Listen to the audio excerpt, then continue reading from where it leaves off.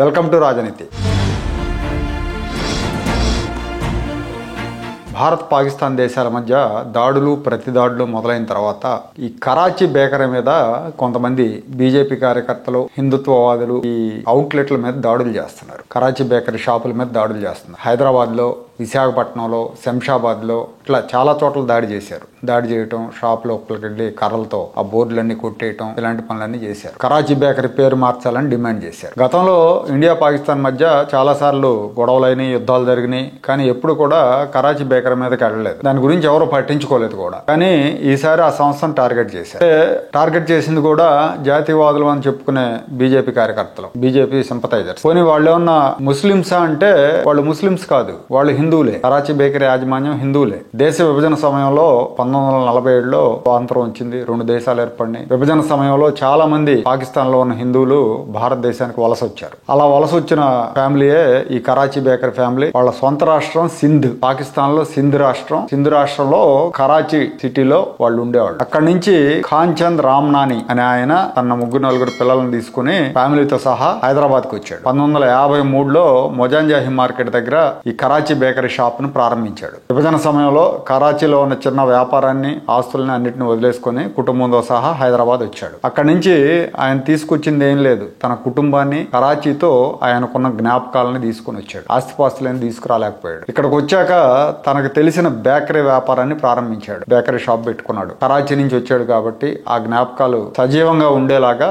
Karachi bakery అని పేరు పెట్టుకున్నాడు. అంచెలంచెలుగా వ్యాపారం పెరుగుతూ పోయింది. ఆయన తర్వాత ఆయన వారసులు, ఇప్పుడు ప్రస్తుతం అయితే ఆయన మనవళ్ళు చూస్తున్నారు ఈ వ్యాపారాన్ని. వీళ్ళు ఇప్పుడు హైదరాబాద్ లోనే అనేక చోట్ల బ్రాంచ్లు పెట్టారు. అలాగే విశాఖపట్నం, బెంగళూరు, చెన్నై, ఢిల్లీ చాలా చోట్ల పెట్టారు. అలాగే యూరప్ దేశాలకి, అమెరికాకి, గల్ఫ్ దేశాలకు కూడా ఎక్స్పోర్ట్స్ చేస్తున్నారు. ప్రస్తుతం ఇదంతా కూడా ఖాన్ చంద్ రామ్నాని మనమళ్ళు రాజేష్ రామ్నాని, హరీష్ రామ్నాని వీళ్ళిద్దరూ చూస్తున్నారు ఈ వ్యాపారాన్ని. తమకు పాకిస్తాన్ తోటి ఎలాంటి సంబంధం లేకపోయినా భారత్ పాకిస్తాన్ మధ్య ఇటీవల కాలంలో ఘర్షణలు వచ్చినప్పుడల్లా షాపుల మీదకి వస్తున్నారని వాళ్ళు ఆవేదన వ్యక్తం చేస్తున్నారు. కరాచీ బేకరీ అనే పేరు కారణంగా భారత్ పాకిస్తాన్ మధ్య ఉద్రిక్త పరిస్థితులు ఏర్పడినప్పుడల్లా కూడా, ఉగ్ర దాడులు జరిగినప్పుడల్లా నిరసనలు ఎదుర్కొంటున్నారు. 75 ఏళ్ల క్రితం వాళ్ళ తాత టైంలో పాకిస్తాన్ లో అన్ని వదిలేసుకుని వచ్చారు. వాళ్ళకి పాకిస్తాన్ దేశంతో ఎలాంటి సంబంధం లేదు. అయినా వాళ్ళని టార్గెట్ చేస్తున్నారు. హైదరాబాద్ అనగానే చార్మినార్ గుర్తుకొస్తుంది చాలా మందికి, చారిత్ర కట్టడం. అలాగే హైదరాబాద్ లో బేకరీ అనగానే కరాచీ బేకరీయే గుర్తు. ఒక రకంగా అది హైదరాబాద్ గర్వకారణంగా చెప్పుకోవాలి. అంత బాగా సక్సెస్ అయ్యారు, అంత బాగా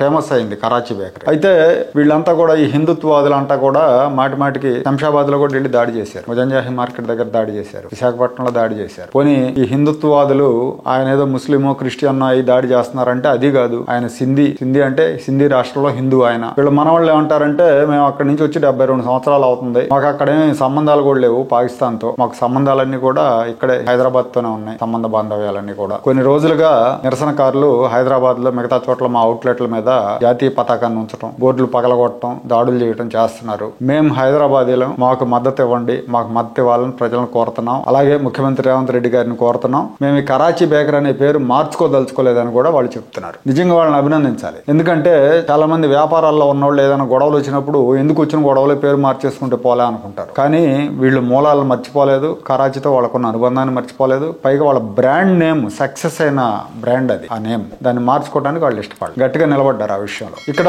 పాకిస్తాన్ నుంచి వలస వచ్చి ఇక్కడికి రావటం, ఇక్కడ వ్యాపారం చేసుకోవటమే నేరం అయితే, పాకిస్తాన్ నుంచి విభజన సమయంలో చాలా మంది వచ్చారు. ఇక్కడ భారతదేశంలో వ్యాపార రంగంలో, రాజకీయ రంగంలో రాణించారు. దేశంలో మార్వాడీల తర్వాత వ్యాపార రంగంలో రాణిస్తుంది సింధీలే. ఇవాళ మరి పాకిస్తాన్ నుంచి వచ్చారనే కారణంతోనో, కరాచీ బేకరీ అనే పేరుందన్న కారణంతోనో వీరంగాలు వేస్తున్న ఈ బీజేపీ సింపథైజర్స్ వీళ్ళంతా కూడా వాళ్ళు గుర్తుంచుకోవాల్సింది ఏంటంటే, బీజేపీ పితామహుడు, ఇవాళ బీజేపీ దేశంలో ఈ స్థాయిలో నిలబడటానికి కారకుడైన ఆ పార్టీ అగ్రనేత, సీనియర్ నేత లాల్ కృష్ణ అద్వానీ వచ్చింది కూడా కరాచీ నుంచి. ఆయన స్వస్థలం సింధ్ రాష్ట్రం. సింధ్ రాష్ట్రంలో కరాచీలో పుట్టాడు ఆయన. 1927 జనవరి 3న కరాచీలో ఒక సంపన్న వ్యాపార కుటుంబంలో పుట్టాడు ఆయన. 20 ఏళ్ళు అక్కడే ఉన్నాడు ఆయన. చిన్నప్పటి నుంచే కరాచీలో ఆర్ఎస్ఎస్ నడుపుతున్న ఆర్ఎస్ఎస్ శాఖకి వెళ్ళాడు ఆయన. అలా బీజేపీతో ఆయనకు సంబంధాలు ఏర్పడ్డాయి తర్వాత రోజుల్లో. దేశ విభజన సమయంలో 20 ఏళ్ల వయసులో వాళ్ళు కూడా కుటుంబంతో సహా రాజస్థాన్కి వచ్చారు, ఇండియాకి వచ్చారు, రాజస్థాన్కి వచ్చారు. ఇక్కడ భారతీయ జనసంఘ్, ఆ తర్వాత భారతీయ జనతా పార్టీ, వీటన్నిటిలో కూడా ఆయన ప్రముఖ పాత్ర వహించారు. మరి ఇప్పుడు ఆయన కూడా ఎలగొడతారా? ఆయన ఆయన ఇంటి ముందు కూడా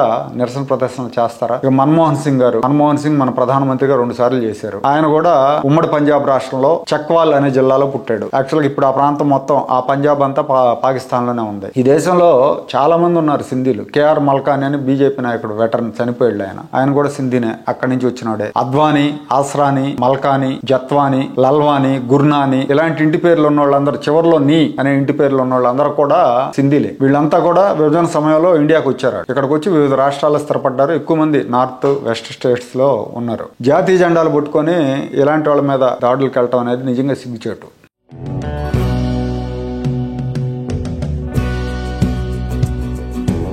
Like, share and subscribe to Rajaniti channel.